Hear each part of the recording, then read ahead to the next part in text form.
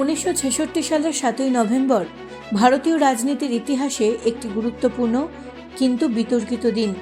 সেদিন দিল্লিতে গো হত্যার উপর সম্পূর্ণ নিষেধাজ্ঞার দাবিতে হাজার হাজার সাধু, নাগা সন্ন্যাসী ও বিভিন্ন হিন্দু সংগঠনের কর্মী সংসদের দিকে পদযাত্রা করেন।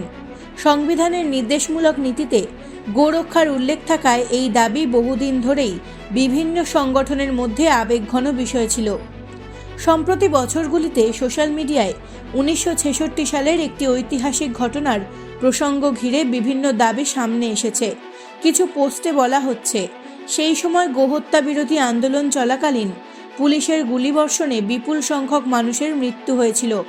কোথাও কোথাও এই সংখ্যাকে কয়েক হাজার পর্যন্ত উল্লেখ করা হয়েছে।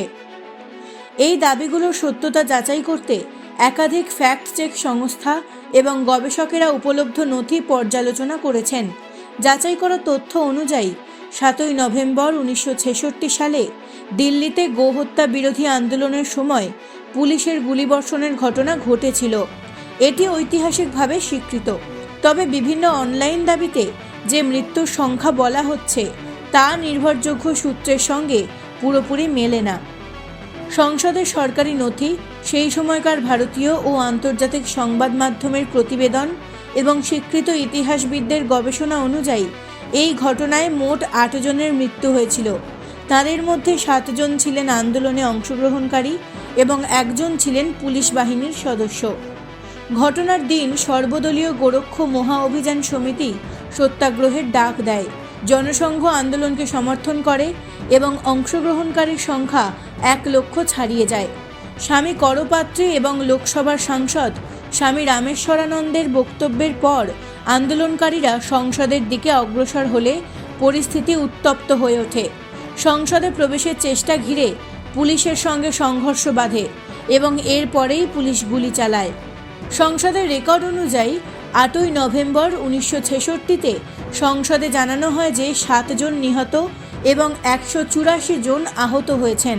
পরের দিন সরকার 5 জন নিহত ব্যক্তির নাম প্রকাশ করে। বাকি 3 জনের দেহ শনাক্ত করা যায়নি। আন্তর্জাতিক সংবাদ মাধ্যম যেমন the Times, the guardian, the record এবং অস্ট্রেলিয়ার দ্য এজও মৃতের সংখ্যা 5 থেকে 8-এর মধ্যেই উল্লেখ করেছে। বিশিষ্ট ইতিহাসবিদ রামচন্দ্র গুহ তার ইন্ডিয়া আফটার গান্ধী গ্রন্থে এই ঘটনার উল্লেখ করেছেন। ফরাসি রাষ্ট্রবিজ্ঞানী ক্রিস্টোফ জাফ্রেল্ট এবং জওহরলাল নেহেরু বিশ্ববিদ্যালয়ের অধ্যাপক পুষ্পেশ পন্ত একই তথ্যের সমর্থন করেছেন। তাদের মতে গুলি চালানো হলেও শত শত বা হাজার হাজার মৃত্যুর দাবি ঐতিহাসিকভাবে ভিত্তিহীন। এই তথ্য উপস্থাপনের উদ্দেশ্য কোনো ব্যক্তি, সম্প্রদায় বা মতাদর্শের প্রতি বিরূপ মন্তব্য করা নয়। নথিভুক্ত তথ্যের ভিত্তিতে ঘটনার বাস্তব প্রেক্ষাপট তুলে ধরা হয়েছে।